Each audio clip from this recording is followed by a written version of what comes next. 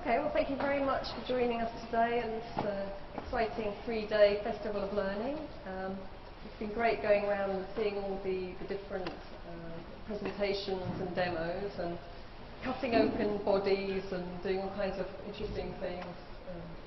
To give us a kind of better idea about what's happening across Curtin in terms of teaching and learning. So today's really all about the second Wednesday launch. And as some of you probably worked out, it's not actually Wednesday today. So, well, what can I say? This is Curtin. So, what we really wanted to do is to start this series, which is really about engaging industry, but also academia, around particular themed areas, in particular innovating teaching and learning. So, we really wanted the first one to be about learning with immersive technologies, games and simulations to reflect some of the research interests of myself and of course Associate Professor David Gibson, and also as part of this general move towards gamification that we're undertaking at Curtin University as a whole, and also to talk a little bit today about some of the initiatives that are going on here and in the wider country as well. So we're very lucky to have a fantastic group of top quality speakers with us today. We've got Pete Williams from Deloitte and a range of other colleagues with us as well, and I will get to them in a minute. So why are we doing this? What's the point of it? Really what we want to do here is to bring together Curtin and external teaching and learning stakeholders so that we can start to focus around this issue around teaching and learning practice and research and try to create better links between teaching and learning, research, practice and industry. Why do we want to do that? Because of innovation. We want to support greater innovation across Curtin, teaching and learning as a whole. So today's agenda, just to quickly spin through that, we've got Jeremy Lagarde, who'll be our first speaker after me. He was a co-founder of Read Cloud, which is a startup based in Melbourne. We've got David Coles with us from ThoughtWorks, who's done some amazing work with the university and actually was responsible for the Fireballs app that some of you might know about and have seen demos of this week. Then we've got Justin Davis, the Managing Director of Imagination, which I think definitely wins it for the best title of a company today. And then we've got Paul Turbot, who's the Centre Technical Manager with us as well. David Gibson then completes the lineup for today. So it's going to be an exciting day. In terms of the format, it's pretty much 10 to 15 minutes speaking and then 5 minutes Q&A. If you've got burning questions, you can leave them as well. There'll be a panel session at the end. I want to thank everyone as well who's helped us to put this event together, including Professor Jill Downey, who made the Festival of Learning concept happen, Tammy Burke, who's been doing a fantastic job, Linda Adiana, who's also been communicating out to the masses what's going on, Amanda Wright, who's given us local support and SIT support. Also, I should thank Dick Liu and Martin Hill at the back there for videoing it, and to the CCL team as a whole. The exits are behind you and to the side of you there, and also if you could remember to turn your mobile phones into silent mode, that would be great. So, I'm going to start, I'm going to kick off, so Tammy can start the clock rolling now. So I wanted to really talk about learning as a whole, but also in particular this idea around Uniplay, which is this kind of concept of bringing together a lot of the gamified elements that we are already doing at Curtin. So what I really wanted to talk about was around this idea of how we can enhance teaching and learning, and how we can in particular enhance the learner's experience using a whole range of new learning strategies. So by new learning, and this is a concept that I've been developing over a while, really there's a focus on socially interactive learning, on activity-led learning, on problem-based learning, and exploratory learning. So those kinds of areas where you can interact and you can learn from experience, that's kind of this wider term, new learning, when I use that term in the talk. Then I want to talk a little bit about the evidence base around the efficacy of new learning approaches, and in particular game-based approaches, and I've been doing quite a lot of work in that area in my previous lab. And then I wanted to talk a little bit about the actual design of effective platforms, so how we can actually build those platforms to be effective, and then I'll have some concluding statements. So I'll try and zip through as quickly as possible. In terms of my own background, I'm Associate DVC in Teaching and Learning. I've only recently arrived. This is my 4th month, so Everybody's been wonderful and very supportive from the beginning, and I think I'm really, really excited working with such an amazing team here and a lot of incredibly innovative work going on across the university. So I'm very proud to be part of that here. My own background is really focused around this area of innovations and how we can actually support innovations within learning to enhance that learning experience, whether that's making it more interactive and immersive or whether that's making it more socially engaging. But also as part of that is how we look at new strategies for teaching as well as learning. And I think that's really an important part of what CTL is doing, Curtin Teaching and Learning, to really try and put those two pieces of the puzzle together. So it's not just about the learning experience, it's also about how do we orchestrate and choreograph those learning experiences. And for that I've really focused in my research areas around technology-enhanced learning and online learning. And that has a fantastic fit with Curtin University, which obviously has been doing this for a very long time. In fact, 20 years we've been running online courses. And really, because my background is focused very much on gamification and simulations, really to try and focus in that area. So then, kind of focusing first on this first theme around enhancing the learner's experience. So how would we enhance that experience? We already have very strong face-to-face sessions, and we've obviously got quite a developed online learning group. So how do we take what we know and deepen that? So really, we wanted to take a much more pedagogic approach rather than a technology-driven approach. And that's why we've looked at things like active learning, activity-led learning, and why experiential and exploratory methodologies of learning are really quite key to this area.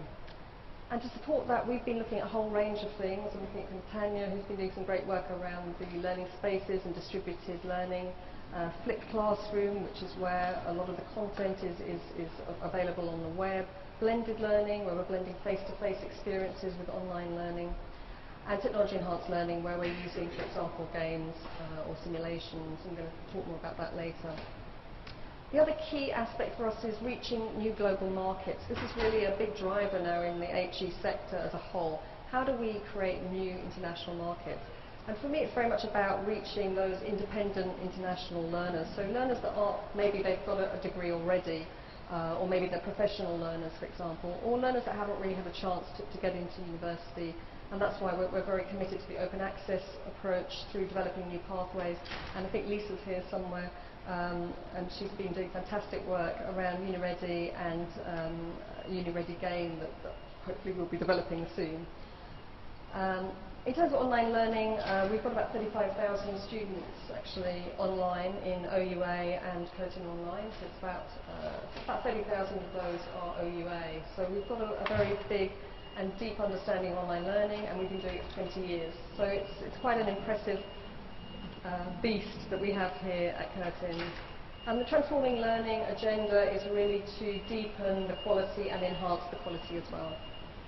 So what we've been doing is we've been having conversations with people from across the faculties, and we've been trying to develop this understanding around learning and behavioural sciences as a key driver for the work that we're doing going forward. And we've developed these 4 areas, thematic areas: learning design and pedagogic modelling, multimodal and experiential learning environments, adaptive user modelling, and education policy and leadership. Bits of the ceiling are falling. This is great. This is easy. So these are areas, these are kind of thematic areas that we're really focusing on, and as part of this structure we want to have a CTL lead, an ORD lead, and a faculty lead to look at each of these thematic areas and deepen in the areas. And we'll talk about that more in coming events. So how do we enhance that quality of the learner's journey, and how do we engage learners? So really this is where gamification comes in, through badging, through levelling up, through immersive experiences, through leaderboards, and through a whole range of different gamification techniques. We can start to really engage the learner and try to kind of enhance that experience. It's particularly interesting, I think, for the groups of people who are online, where it's very difficult. Retention rates are very poor. Where you need to engage more, that's an area where we think we would focus. And open access areas, so reaching new groups that wouldn't necessarily think of themselves as people that go to university. That's another group that we could use those techniques with. And for us, it's a lot about engagement, but it's also a lot about personalisation. So how do we personalise that experience? And we've got a very big learner analytics study with Deloitte, And that's providing us with incredible amounts of data about student retention, but also about how can we close that feedback loop so that we can take that information about learners and feed that back and enrich that learning experience as a whole. So this comes back into, how do we support better retention strategies? How do we create teaching analytics to create more interactive learning experiences? How can we scaffold learning through avatars and through understanding learning analytics? And how can we build our data systems around the learner journey rather than trying to crowbar ourselves into systems, legacy systems, which is pretty much a standard approach. So I just wanted to pick up on a couple of bits of evidence and research that I've been doing over the last couple of years. One is around a lot of new research that's been done, and also pulling together research, looking at blended learning approaches versus single approaches to learning.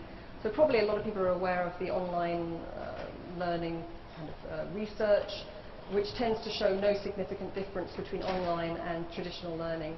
Blended learning, however, studies tend to show significant difference over those two. And some of the studies that we've been doing have actually shown that game-based approaches can actually be even more effective than blended. So if you think about blended and game-based approaches, these are going to be trumping the others, we think, but still a lot more study needs to be done there. So obviously we've seen a lot of interest around MOOCs, and we've been running a MOOC ourselves in astronomy, and we have a 30% retention rate on that MOOC, which is pretty interesting.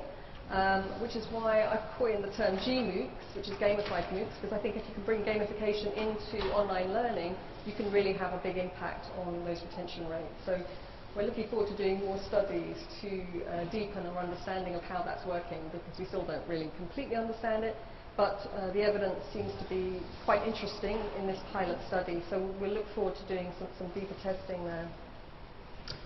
In terms of social interactive learning, I think this is really critical. We've seen the rise of social networks and social software, and in fact, Pete's going to talk a little bit later about the impact that social learning can have in terms of accelerating learning, and I think that's really exciting, because that's the first bit of evidence that I've heard about that has actually shown that social learning can have that kind of impact on learning, and I think that that's a fantastic bit of research there. I can't wait to hear more. So the other area, which I think is a bit of a missing link in the literature, or has been for a while, is this understanding of play and how play works. And I think play is really, really powerful, and what's been quite interesting is a fantastic study, and I really recommend people get hold of this book by Howard Kudikoff, which is called Children at Play. And basically, Kudikoff looks at a lot of longitudinal studies and brings them together, and he finds that there's a link between less free play and equaling higher anxiety levels in children, and also higher narcissism levels as well. And it's quite powerful, and it's quite a convincing set of research that he brings together. Of course, it's always difficult to make complete statements, but I think if you ever look at some of the longitudinal studies, you'll be quite convinced as well. And I think what it really highlights to me is the importance of play, and how we don't really understand that much about play, but there's a lot more that we can learn about that, and that can really support learning more. Oh no! 5 minutes. Use of learning analytics. I'm going to talk a lot more about learning analytics in the next Second Wednesday event, which will be on the 14th of May, so I hope that some people will come to that event as well.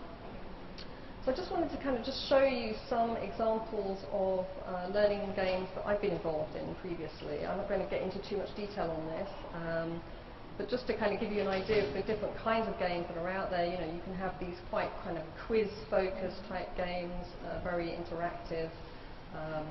Could be used on mobile phones. We've also done some very impressive kind of 3D interactive games. This is Triage Trainer.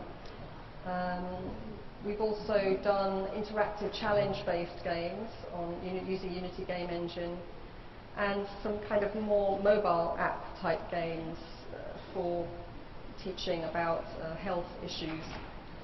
And then this is Alice, which is a very well-known game actually, which was funded by the European Commission, which is about children evacuating buildings. So it's a can talk more about all of these later. And we've been doing some quite interesting work around gaze and quality of interaction within environments. Just kind of zipping past the learning analytics and personalization issues. So when it comes to designing these platforms, designing learning experiences, these are the kinds of data sets that we can draw in from. We've already done this very large study which involved 54,000 students, Curtin students, and it involved also 50 billion rows of data from Blackboard alone and from a whole load of other systems including Student One and survey data and so on.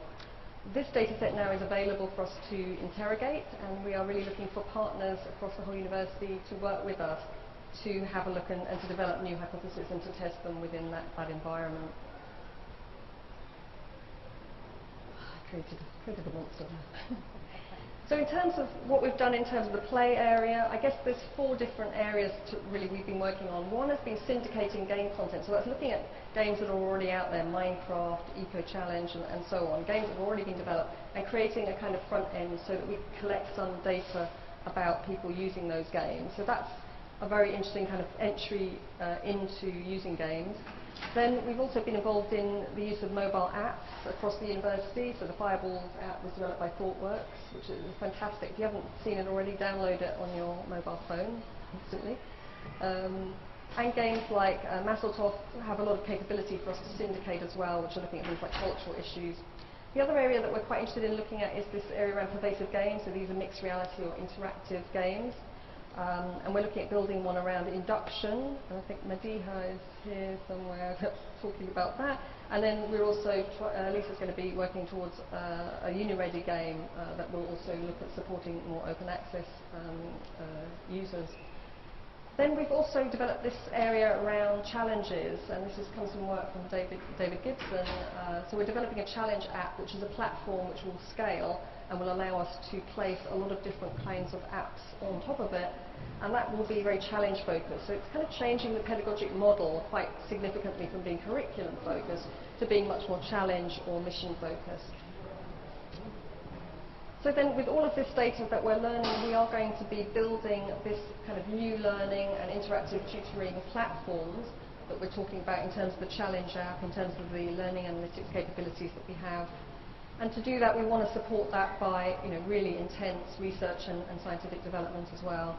And using these kinds of elements, design theory, interactivity, feedback and adaptivity as really key aspects of understanding that. I'm going to be on time. So I guess the question that probably not so many people here, but maybe people out there might have is why use simulations and game platforms at all? Why use them to support learning? Well, we've already looked at some of the research findings, and I think one of the key things that comes out of the research when you get a bit deeper into it is how behavioural change seems to be a real area of strength. Interactivity also, we've seen how powerful that can be for promoting participation, and really importantly, there's that critical argument about feedback, how important that immediate feedback is. So although these fields are quite new, there is a lot of evidence there that we can actually use these kinds of tools to enhance learners' quality. And then in terms of the actual practical application, the scalability of these platforms is obviously a really massive advantage. We can actually scale to 1 million, 2 million learners. And we have the potential to scale that not just within Australia, but also within very large global communities. And it's a very exciting opportunity to be able to reach many people across the world with that kind of technology. The ability to model, analyse and assess user engagement in real time is something which I think the learning analytics is giving us the key to, and that's allowing us to track and develop very sophisticated user models that we think will really transform learning quite significantly. In terms of how we adapt to user requirements, we can personalise the feedback, we can personalise the experience as well. And this will allow us to really leverage off all those social learning interactions which we think are really important and really powerful. And actually there's very little theoretical evidence, well not evidence, very theoretical conceptualization base there. So there's a lot of work that needs to be done to build up our understanding of why social interaction works so well and how we can actually support it and build these better systems that we want to build. I think also there are a lot of benefits in terms of freeing up time and also the potential to augment other strategies. including traditional approaches. So as part of a kind of blended approach, I think that we have a lot of potential in these platforms. So I'm an academic, I've got to do a book plug, of course. So here's my latest book is Education in Computer-Generated Environments. Run out and buy it in the shop. And there are some other books that I've written as well. One that might be relevant is Digital Games and Learning, which in fact has a chapter written in it by David Gibson, actually. Completely coincidentally, just a long time before we'd actually met. So if you do want to follow me on Twitter or LinkedIn, I'm quite easy to find. I can be tracked down easily. Our website also is there. So I'll hand over to you now if you've got any questions. Thank you very much.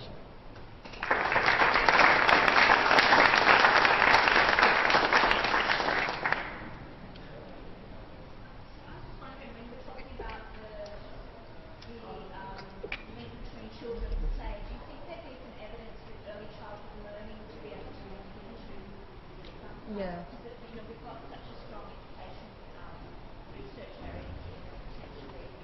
Yeah. What was interesting about Kudikoff's study was that he looked at these longitudinal studies from the 1950s to present day, and he found that there were very distinct rises in anxiety and narcissism over that period. And when they went back and they correlated the studies, they looked at a lot of different longitudinal, not just one study.